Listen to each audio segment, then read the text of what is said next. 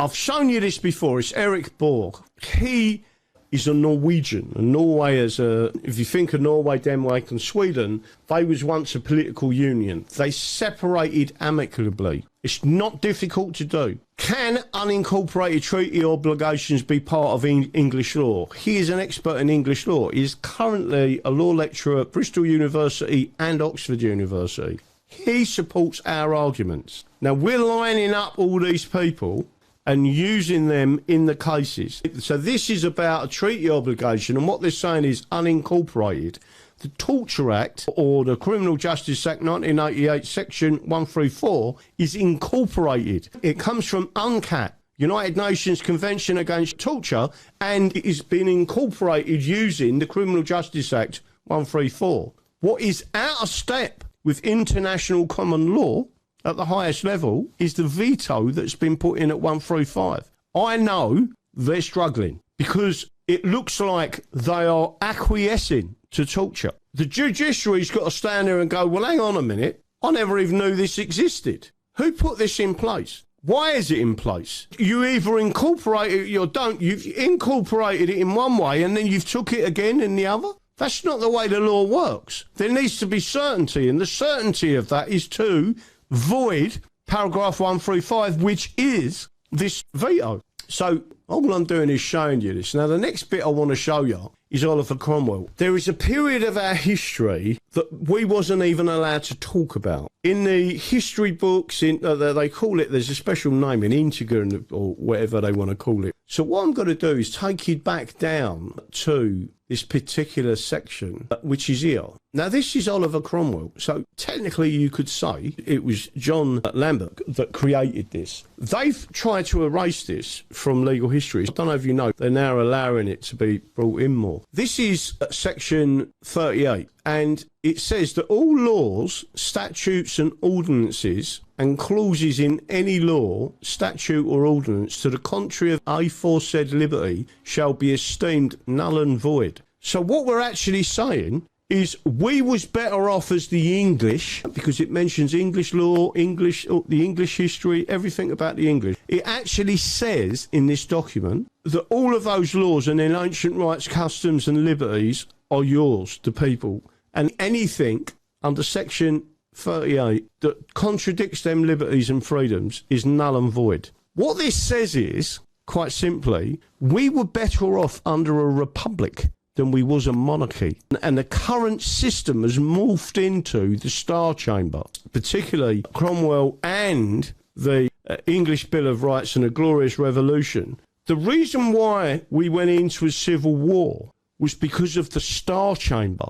And that is what we've got back, because the courts are standing back and being too polite about things. They don't need to be. No one's going to chop their head off like they did 400 years ago. That's what they was worried about then. If you want to go and read any of this and save it, because I sometimes lose these things, it's really interesting when you read through a codified Constitution of England.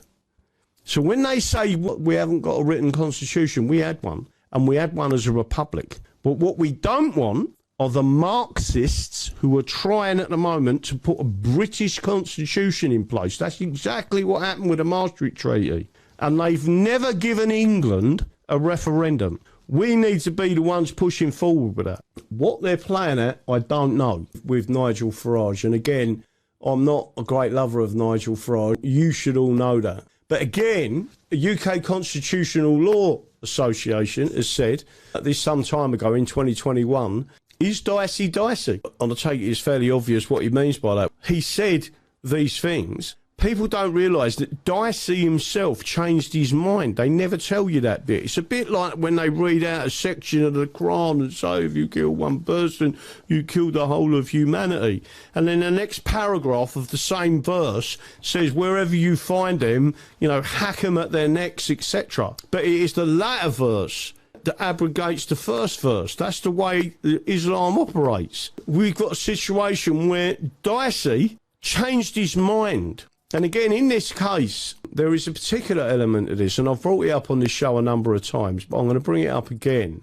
And it's this one, which is a case that I have used on a number of occasions. And this was brought up, and it's McCormick versus the Lord Advocate, 1953. Now, in there they talk about this, and they also say that Dicey has stated that where you use such phrases as forever or in perpetuity, it can never be changed. Think about the English Bill of Rights of 1689. It says forever 3 times and for all time to come once. It then has 2 extra sections, Section 2 and Section 3, which were unlawfully repealed. So all of a sudden there's a judge looking at it. He's never seen it before, allegedly. And all of a sudden it comes out and they say, hang on a minute, that clearly states Section 2 that this is a convention parliament and you can't change any of these rights or any of the English Bill of Rights outside of the convention parliament. Once it goes into an ordinary parliament, what you're doing is extrapolating what Sir John Law says in the Metric Martyr case or the Sunderland case. Because he said quite clearly, and it's law, it's been used in the Miller case, it's been used in all the cases, there are constitutional statutes and there are ordinary laws, and you can't impliedly repeal a constitutional statute. You must do it deliberately. You must tell the people, and you take the political consequence for doing it. What we're doing is saying, well, look at Section 2. And the way it was done was by stealth. They buried it. They impliedly repealed the English Bill of Rights, 2 sections of it. We're saying you can't do that. And this is a claim of right. So because it's a claim of right, they're coming back with some funny things at the moment. It did make me laugh. The solicitor, the police solicitor, has never read the English Bill of Rights. Never read it. So if he's never read that, he's never read the Declaration of Reasons, never read the Declaration of Rights, and never read the English Bill of Rights, doesn't know the history of it, yet he's standing up against Charles Staples in court, trying to argue something that's ridiculous. I just want to make sure we are winning. Don't expect to win the cases. Expect it to go to universal jurisdiction. Expect it to be heard outside of the British system. It's a bit like going to Russia and the Soviet Union's still in place, and you turn around and you say, well, these Russians have got rights. And the Soviets go, no, they ain't. We're the ones with the rights. They ain't got no rights. When you get it outside of that jurisdiction, someone else says, hang on a minute, they're right. Look what that says. So all we're saying is there is nothing bagged about the English Bill of Rights. There's nothing racist about it at all. There is no racism in it. They don't even mention your colour. And remember, it was the English that stopped slavery. But that case there, it was a case in which the subject matter that we're talking about come up, and they don't like the fact that I'm bringing it up. It causes them some serious issues. This is another thing that I want to bring up. This is about constitutional law. It's also about tort, it's about law, etc., right? In one of these cases, they've come back and they've specifically said there is no such thing as a tort of abuse of process. I started laughing.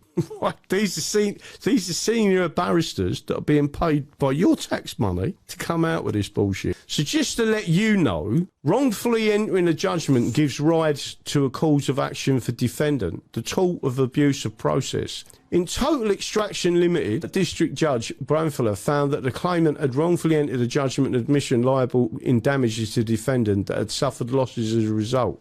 The claimant's actions amounted to the tort of abuse of process. There's another one I've got here. Let's see if I can go and find it for you. Right, I'm going to show you something else because it's quite funny. Well, I thought it was funny. They don't even seem to know their own laws. These are senior solicitors and senior barristers, right? They're saying that there is no tort, which is quite amusing. Pritchard is the ex-council chief at the centre of an alleged vendetta against publican 67 who was jailed after being falsely accused of poisoning customers as council faced criminal charges and 7-figure payout. 67-year-old Geoffrey Monks agrees, 7-figure payout with North Hampshire Council. The publican ran the Snooty Fox in Kettering until he was wrongly found guilty of 6 breaches of food safety laws. Dr. Monks was hit with a then record cost of $33,000 and was imprisoned in a maximum security prison. So let me just see if I can get to where it is. There it is. Dr. Monks had claimed $14 million in lost earnings, but the council reportedly agreed to hand over a fee of around $4 million earlier this year. His case marks just the 3rd time in history that an applicant has successfully claimed abuse of process. The last such example being in 1861. So we don't operate in England something called Dicey, which they do in Scotland because it's Roman law. So under the Roman law system, if you haven't used the law for centuries, it's become obsolete and it's no longer, because they work on an administrative system. The common law doesn't do that. And the common law doesn't work on Dicey. In other words, if we was to go back and rely on a precedent set 1,000 years ago in the English common law on customs and ancient customs, the judge has to take note of it and understand, especially if it fits. There's nothing new under the sun. But just to let you know that these people turn around and said there's no such thing as a tort of abuse of process. What I'm showing you is that. So if I knew about this, because I read law, why don't these people that are in very senior positions, by the way, these people are on 150, 200 grand a year as legal professionals, and yet they come out with a statement that is absolutely ridiculous. And now this case has now been put in there and say, so what's that then? And then I've named the 3 previous occasions and said, this is what the tort is. This is what you have to prove, and we can prove it. This is what it says. That's the Northamptonshire chief executive that was said to be in a sexual relationship with a solicitor, Jenny Lawrence, in the 1990s, and was accused of harbouring a vendetta by upmarket publican Jeff Monks. And basically, they tried to ruin him. She basically told lies. And by the way, this has all been settled. And guess what? Roger Heath most recently ran for political office as a Conservative council candidate in Tomahun ward of Torquay. He received 561 votes but was not elected during the 2019 elections. So the person that illegally, when he abused his position of trust because he was shagging a solicitor, they got together and created this prosecution, abuse of process, banged the geezer up, lost his businesses, went bankrupt, had an heart attack while he was in jail. He then decides he wants to run as a Conservative MP.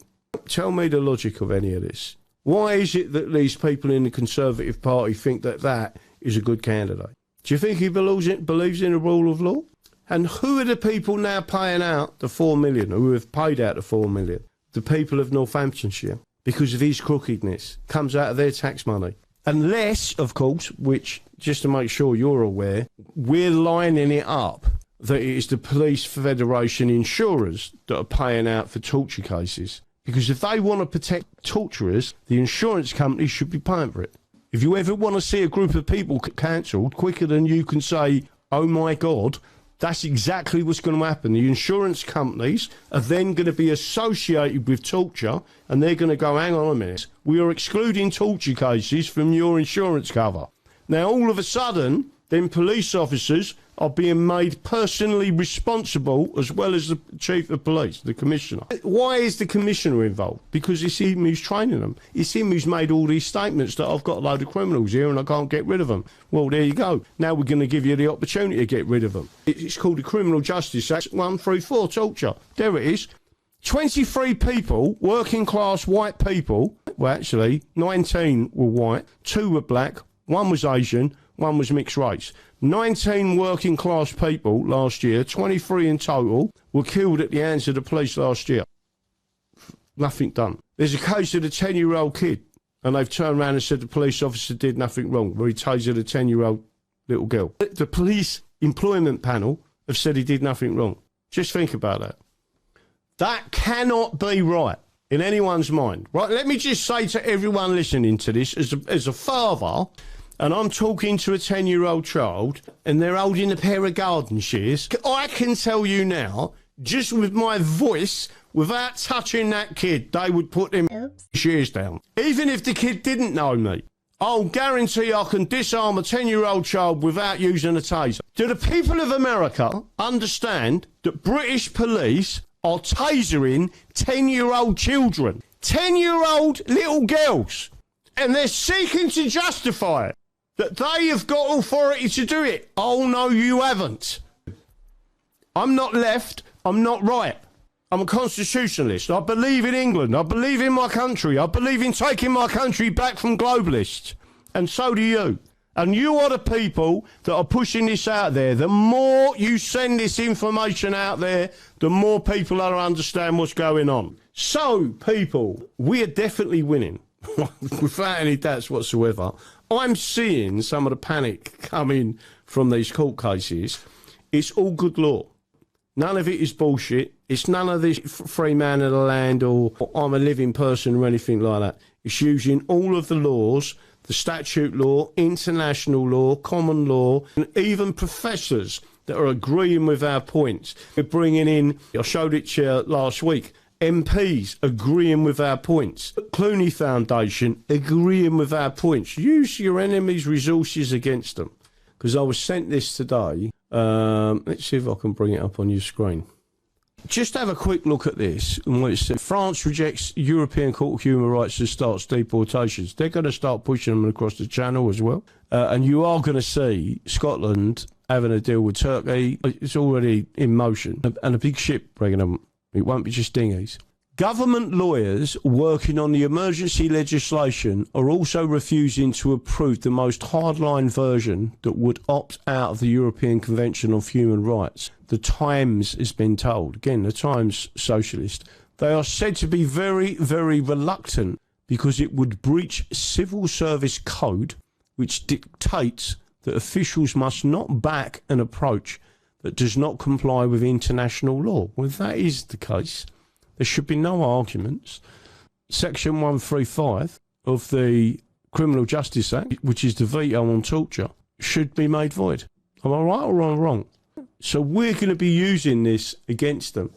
The second element is this one. Started to show with this, I'm going to finish it. Intellectuals may like to think of themselves as people who speak truth to power, but too often they are people who speak lies to gain power. And that's exactly what we've been seeing. So I'm going to say to you all tonight, don't forget to join me tomorrow. Don't forget to share this. Don't forget to send an email to Steve Bannon and say, why don't you have Graham Moore on the show? And it seems to me that they are protecting the British Union and the American Union. And I'm talking about the political unions here. Understand what I'm talking about. And we need to make sure that people show what is actually going on. That's one of the reasons why I don't particularly trust Steve Bannon. And I certainly don't trust Nigel Farage. And I would love to say on that show, well, we call him Benedict Arnold, and this is the reason why. And one of the things that you notice about America and Americans, they always look at their 240 plus years history. The rest of the planet's had a lot longer history, including England, which is 1,096 years old. We've been one nation under God since 927, and we are taking this country back. You've got to take whatever it is that they, the enemy, are protecting, which is the political union, and the political unions are what create the globalists. We need to remove it. That's it. Good night. God bless. And I'm going to leave you with this.